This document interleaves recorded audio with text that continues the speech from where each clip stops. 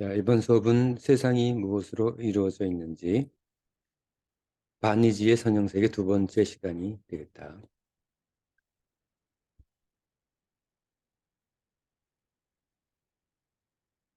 지금 의지와 바니지의 선형세계에서 바니지의 세계에 대해서 공부하고 있지.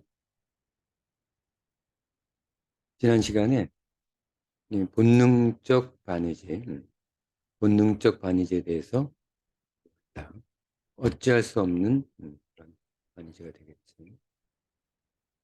자, 오늘 시간은 본능적 바니지에 이어서 두 번째 바니지, 감성적 바니지에 대해서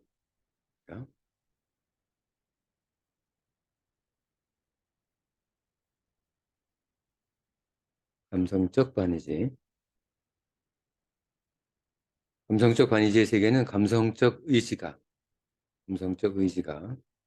감성은 감정이 우리의 의지화 되면 감성이 된다는 거지.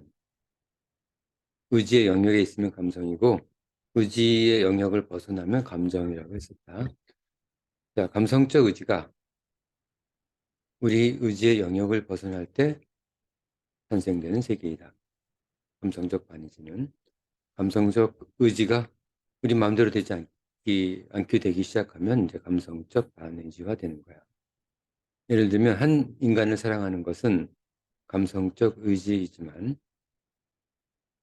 관점에 따라서 본능적 의지가 되기도 하겠지, 당연히. 어쩔 수 없이 어쩔 수 없는 사랑이라면 이제 본능적 의지 관점으로 해석할 수 있는데 그게 아니라 내 감성적 의미. 아, 난 정말 저 사람을 사랑해라고 느낄 때 의지는 이제 감성적 의지가 되는 거야. 사랑하지만 그럼에도 불구하고 그것을 억압하여 사랑하지 않겠다고 마음 탁 먹으면 감성적 반의지로 이행되는 거야. 그런 경우는 많지.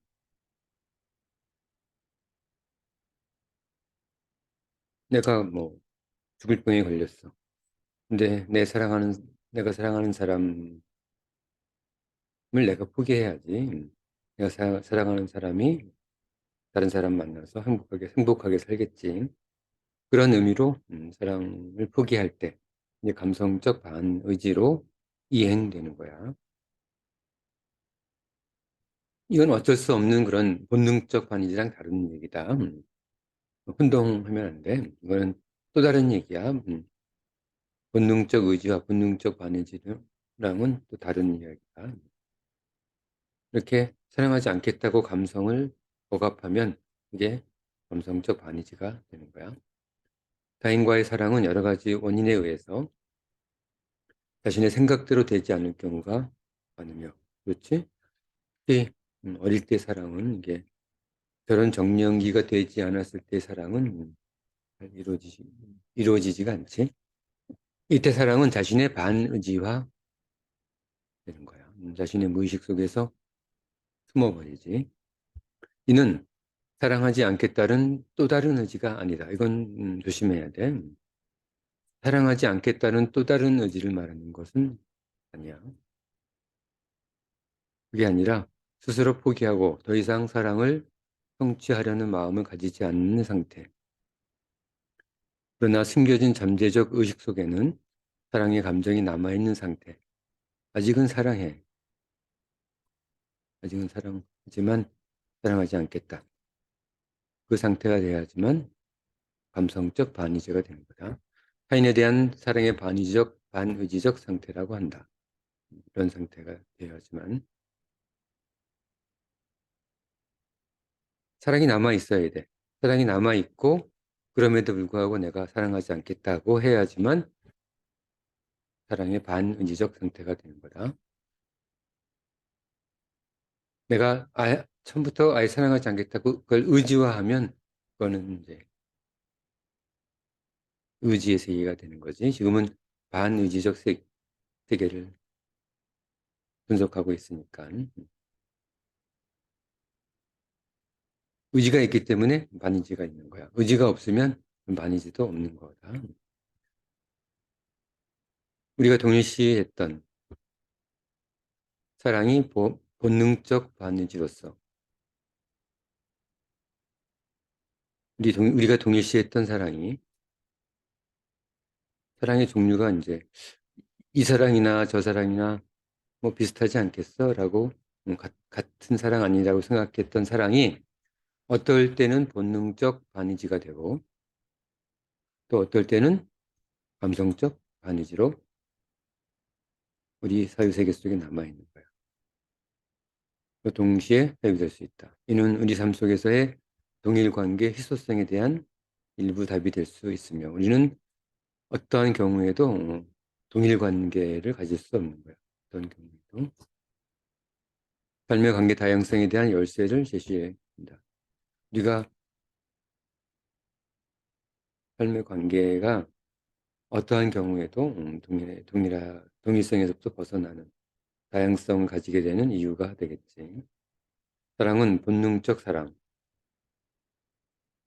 욕망적 사랑이 아니라 사랑하지 않을 수 없는 사랑을 말하는 거다. 여기서의 본능적 사랑은 본능적 사랑, 감성적 사랑, 지성적 사랑이 있다. 사랑의 종류도 세 가지가 있는 거야. 사랑은 우리 삶에 주는 의미에 따라, 사랑이 우리 삶에 주는 의미에 따라 그 사랑의 감정은 다르며 이를 사유함으로써 우리 삶에서의 사랑의 관점들을 변화시킨다. 본능적 사랑, 지성적 사랑, 감성적 사랑. 이를 구체적으로 분석하고 사유하는 것은 아마도 많은 페이지가 소요되는 또 다른 작업이 될 것이다. 선생님이 언젠가 이 내용도 강의하게 될 거야.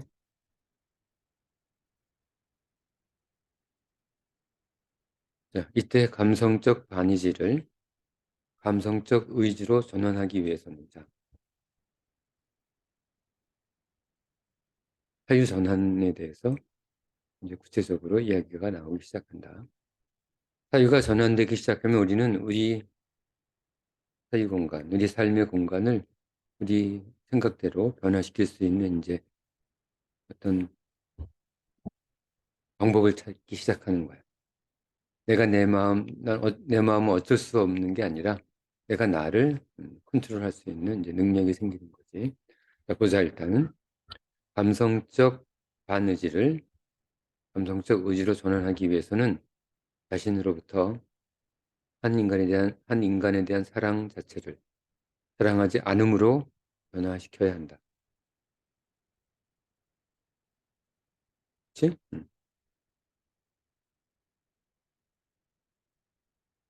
그래야 그래야 감성적 의지로 변환되는 거야. 그렇지 않으면 감성적 반의지 상태를 유지하는 거지. 단순히 반의지화된 세계 내에서의 노력은 그 힘을 발휘할 수 없다.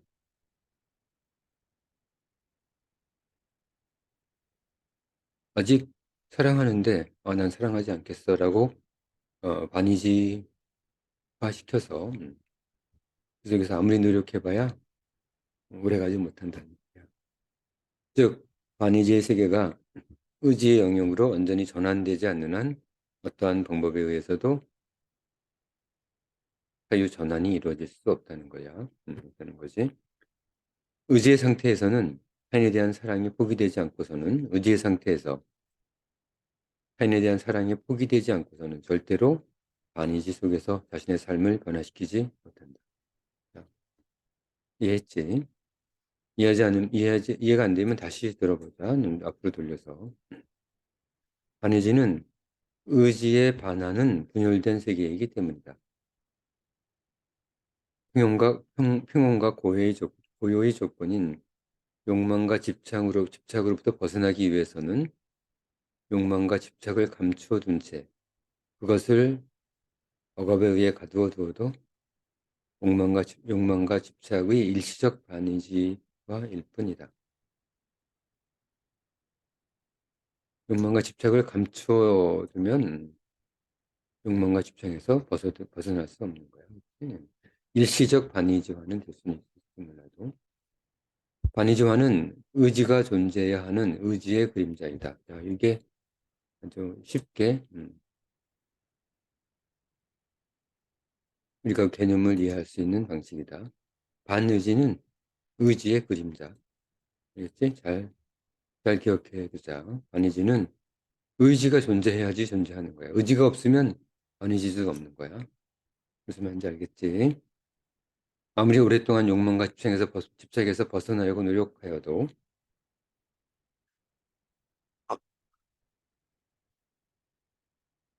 자신의 의지 세계 속 욕망과 집착이 남아있는 한 소용없는 일이야.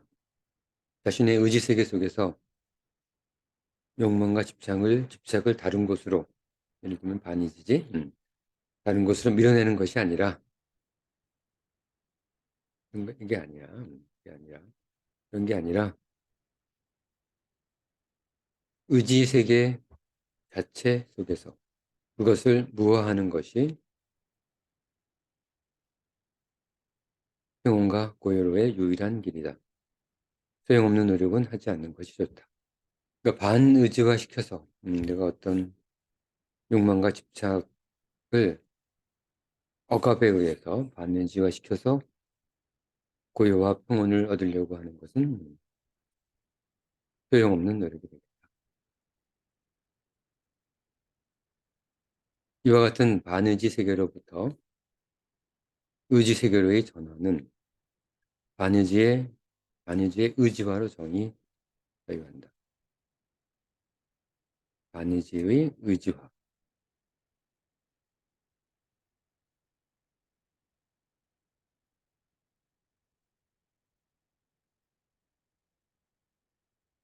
좀 더 보자. 이를 통해 인간 일반은 우리 사람들은 사유할 수 있는 사람을 말하는 거지. 인간 일반은 자기 삶의 파괴 상태, 삶의 심연으로부터 탈출 가능하다. 반의지의 의지화로 우리는 삶의 파괴 상태, 삶의 심연으로부터 벗어날 수 있는 힘이 생기는 거야. 삶의 반의지 상태는 삶을 파괴한다. 왜냐하면 그것이 심연 속에 숨어 삶의 창조적 변화를 억압하기 때문이다. 반의지에 빠지면 의지가 억압되기 때문에 삶의 창조적 변화를 억압하기 시작한다. 삶은 매 순간 역동적 공간이어야 하며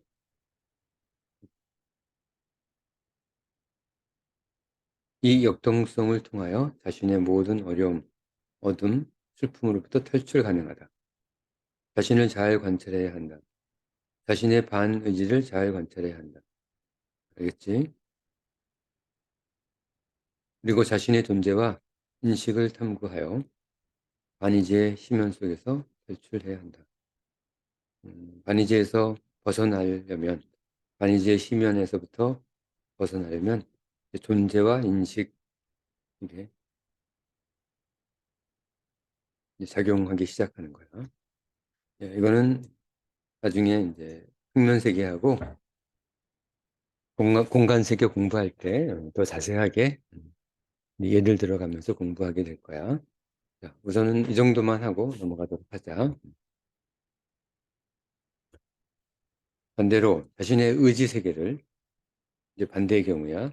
반의지의 세계를 의지 세계를 변화시키는 그런 작용. 또 그 반대의 작용이 있는 거지. 자신의 의지 세계를 반의지의 세계로 전환시키는 작용을 의지의 반의지화로 정의 하여한다. 이를 통해 인간은 삶의 심연 속으로 빠져들어간다. 아까 얘기했었지. 반의지화되면 의지가 억압되기 때문에 우리는 심연 속으로, 깊은 바닷물 속으로 빠져들어가는 듯한 그런 절망과 무력감 속에 빠져들어가는 거야.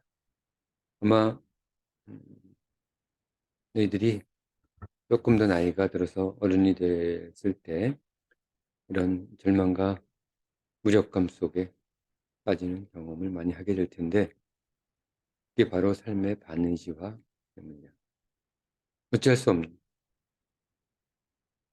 의지의 반의지와는 어떻게 보면 인간의 게으름과 용기 없음에 기인하는 경우가 적지 않다. 100% 이렇다는 얘기는 아니야. 게으름과 용기 없음에 기인한다. 이거 말고도 우리가 정말 분석할 수 없는 아무 이유 없는 반의지화가 될 수도 있다. 근데 그건 생략한다. 인간의 영역이 아니기 때문에 생략. 근데 일반적으로 우리가 분석 가능한 부분은 우리는 통합사회 철학 공부할 때 명석판명, 논리적으로 완벽하게 설명이 되는 부분만 우리가 공부하기로 했었지. 논리적으로 설명되지 않는 부분은 우리 통합사회 철학에서는 빼기로 했다. 다루지 않기로 했어. 지금 이유 없는 반의지화는 그래서 생략한 거다. 의지의 반의지화는 게으름과 용기 없음에 기인한다. 다른 것도 있지만 둘 중 하나만 고르라면 게으름. 게으름이 더 큰 역할을 하게 되는 거지. 게으른 자에 대해서 우주의 창조자가 있고, 게으른 자에 대해서는 우주의 창조자가 있고 그가 도와주려 해도 소용없는 일이다. 하나님, 부처님이 도와줘도 소용없어. 게으르면. 게으르지 않고 용기 없지 않기 위해서 자신을 잘 만들어가고 생각을 준비해야 한다. 그러니까 우리가 삶의 심연 속에 빠지지 않기 위해서 반의지 세계 속에서 억압되지 않기 위해서는 게으름과 용기를 항상 준비해야 된다. 이 삶의 의지화와 반의지화는 두 가지 경우지. 반의지의 의지화, 의지의 반의지화, 의지와 반의지의 선형 세계에서 조금 더 기술하게 될 것이다. 우리 지금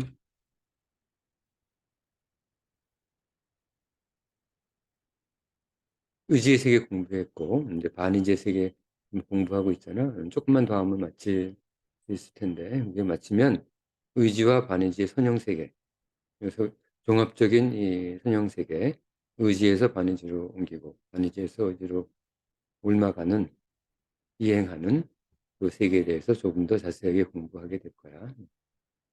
그 얘기가 이 얘기다.